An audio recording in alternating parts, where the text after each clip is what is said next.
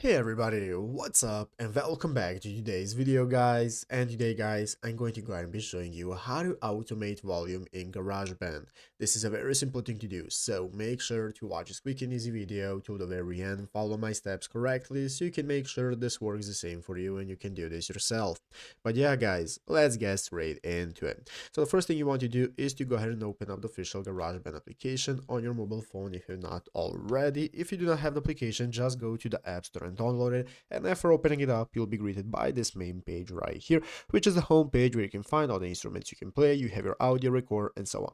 So guys, let's go ahead and get started by opening up the audio recorder right here. This is going to open up this recording menu where you can start recording yourself and your tracks, and in the upper left corner we can click on edit mode right here. That's going to open up this mixing mode where we can find all the tracks that we can edit.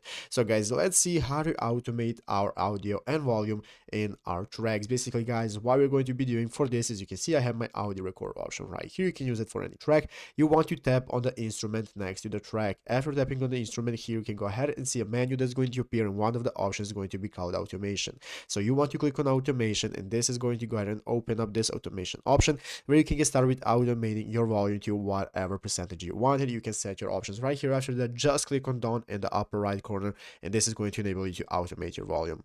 But yeah guys, basically that is how to do it. So I hope this video was helpful. If it was, make sure to leave a like, subscribe to the channel. So you guys, thanks for watching, take care, and bye.